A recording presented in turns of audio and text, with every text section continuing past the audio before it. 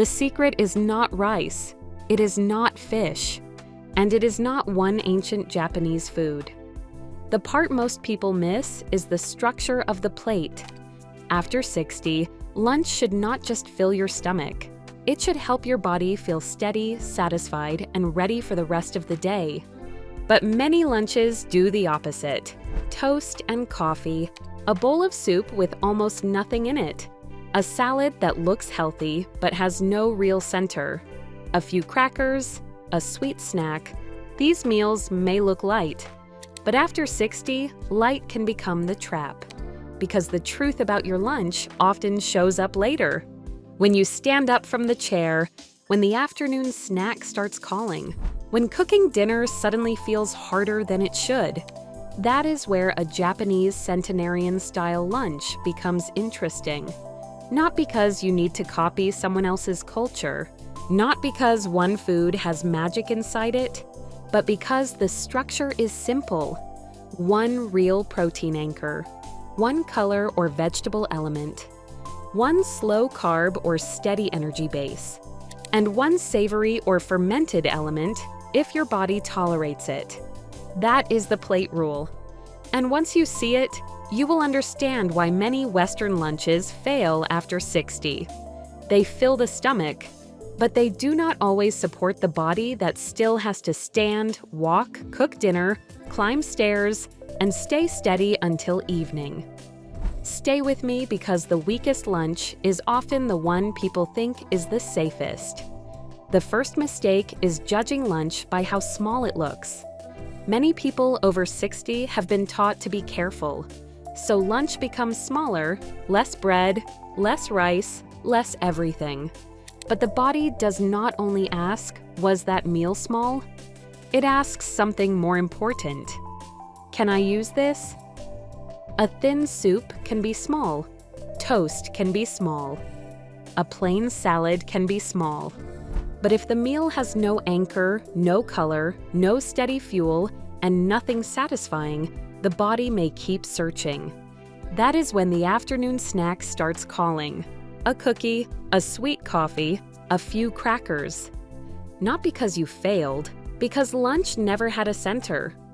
This is where lunch stops being about how small the plate looks and starts being about what the plate asks your body to do next. So ask the first question. Can you point to the protein anchor, not a sprinkle, not one bite? A real anchor. Eggs, fish, tofu, chicken, beans, lentils, Greek yogurt, cottage cheese. Something the meal is built around. If you cannot point to the anchor, the lunch is not finished. Now, here is the centenarian-style plate rule. Think of the plate like a table with 4 legs. Remove one leg and the whole thing becomes less steady. The first leg is the protein anchor. This gives the meal its center. The second leg is color. Vegetables, greens, cabbage, carrots, cucumber, tomato, cooked vegetables, or a simple side. Color reminds you that lunch is not just calories, it is nourishment. The third leg is a steady base. Rice, potato, sweet potato, oats, or a whole grain option if that fits your body. This helps the meal last instead of disappearing too fast. The fourth leg is the satisfying element. Something savory, warm, or fermented if tolerated. Soup, miso-style broth. A small fermented side, a yogurt-based side, a savory pickle-style bite. This is not required for everyone, but it can make the meal feel complete enough to repeat. The useful part is not copying Japan. It is copying the structure, anchor, color, steady base, satisfying element. That is the part most people miss. If this helps you understand why your lunch may be leaving your body under-supported after 60, subscribe. This channel is for staying strong, steady, and independent. Now let's make the plate real, because this is where many people ruin it. They add the healthy-looking part and forget the part that makes it work. The first example is soup. Soup feels like a proper lunch because it is warm, comforting, and easy to eat. But if it is mostly broth, noodles, and vegetables, it may fill the bowl while leaving the plate unfinished. The mistake is assuming warm means complete. So keep the soup, just give it an anchor. Add tofu, chicken, beans, lentils, fish, or egg. Add rice, potato, or sweet potato if you need a steadier base. Same comfort, better structure. The second example is toast. Toast is not the enemy. The problem is toast doing the whole job alone. Toast with coffee and jam may feel light and careful, but by afternoon, that lunch may disappear too fast. So keep the toast if you enjoy it, but anchor it. Toast with eggs, toast with tuna, toast with cottage cheese, toast with tofu spread, toast with beans. Then add fruit, vegetables, soup, or a savory side. The mistake is not bread. The mistake is letting bread carry the whole meal. Now the third example is the salad. This is the one people trust the most. Lettuce, cucumber, tomato, a little dressing. It looks clean. It looks disciplined. It looks like the safest choice. But after 60, a salad without a center can become the weakest lunch on the table. So make the salad a real meal. Add salmon, chicken, eggs, tofu, beans, lentils, cottage cheese, or Greek yogurt dressing.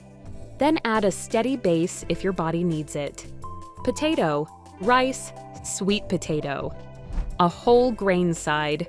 Now the salad is not decoration, it is lunch. And once you understand this, the common lunch mistakes become obvious. Mistake 1, judging lunch by how light it looks. Mistake 2, adding vegetables but forgetting the anchor. Mistake 3, saving the real meal until dinner. Mistake 4, copying Japanese foods without copying the plate structure. That last one matters. You can eat rice, tofu, or soup and still build a weak lunch. The food matters, but the structure decides whether the meal works. Do not look for a miracle lunch.